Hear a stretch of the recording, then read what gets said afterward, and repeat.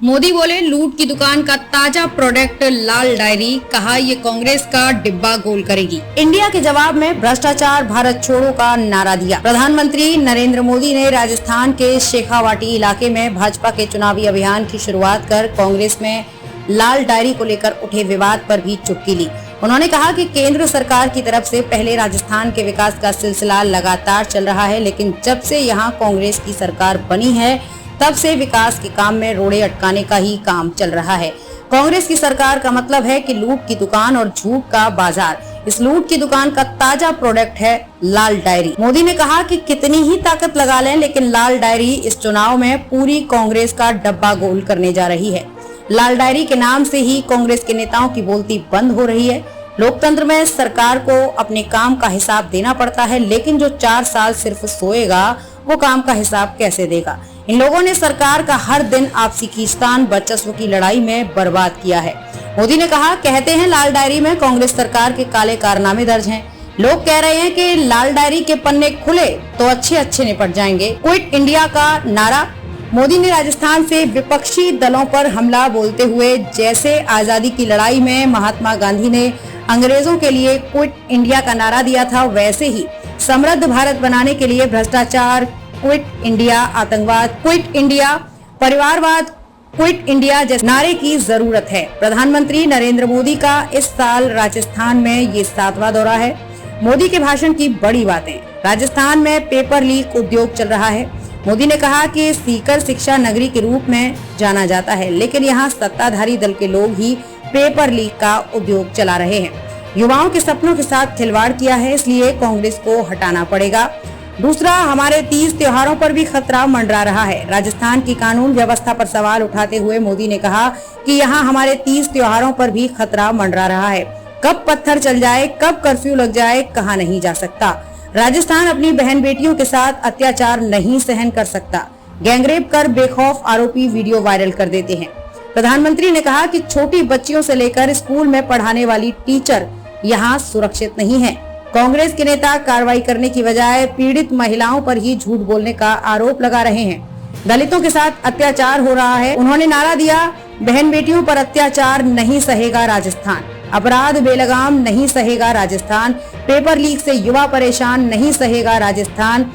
भ्रष्टाचार नहीं सहेगा राजस्थान। तीसरा, कांग्रेस और सहयोगी दल नाम बदलकर मूर्ख बना रहे हैं। कांग्रेस और उसके सहयोगी दलों ने नया पैंतरा चला है। ये पैंतरा है नाम बदलने का। पहले के जमाने में कोई पीढ़ी या कंपनी बदनाम हो जाए तो तुरंत कंपनी वाले नया बोर्ड लगाकर अपना काम शुरू कर देते हैं। कांग्रेस और उनके सहयोगी दलों की जमात ऐसे फ्रॉड कंपनियों की नकल कर रही है। यूपीए से नाम बदलकर INDIA कर दिया।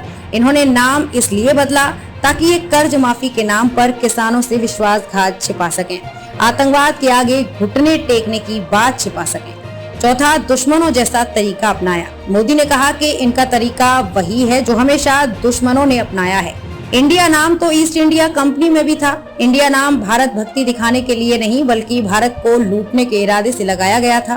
कांग्रेस के शासनकाल में student Islamic movement of India बना था, इसमें भी इंडिया था, लेकिन मकसद आतंकवाद था। ये नाम बदलकर पॉपुलर फ्रंट ऑफ इंडिया हो गया।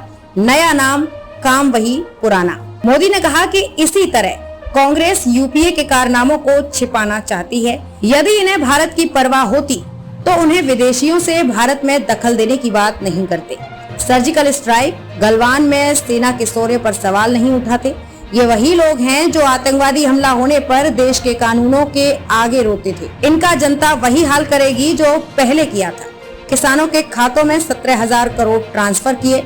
इससे पहले प्रधानमंत्री नरेंद्र मोदी ने राजस्थान के सीकर से किसानों के खातों में 17,000 करोड़ रुपए ट्रांसफर किए। इसके साथ ही केंद्र सरकार ने किसानों के लिए यूरिया गोल्ड भी लॉन्च किया।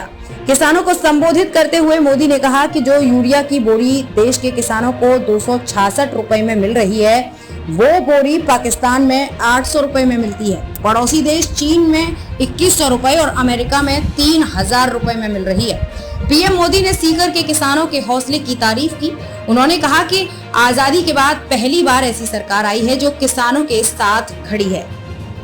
आज जब मैं सीकर आया हूं तो मेरे मन में एक अलग उमंग है, उत्साह है, ऊर्जा है। आप इतनी बड़ी संख्या में हमें आशीर्वाद देने आए हैं।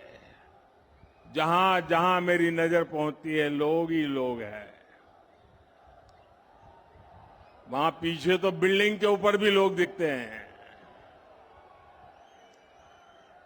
ये जन सैलाब बता रहा है कि आने वाले चुनाव में ऊंट किस करवट बैठेगा। अब राजस्थान की करवट भी बदलेगी और मेरी गारंटी है राजस्थान की किस्मत भी बदलेगी। इसलिए आज राजस्थान में चारों तरफ एक ही गूंज है, एक ही स्वर है, एक ही नारा है, जीतेगा कमल, खिलेगा कमल। साथियों, भाजपा की सरकार राजस्थान की दिन रात सेवा करने के लिए प्रतिबद्ध है।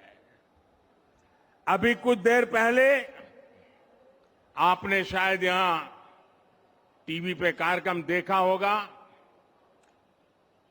किसानों के बैंक खातों में पीएम किसान सम्मान निधि के लगभग 18,000 करोड़ रुपए भेजे गए हैं।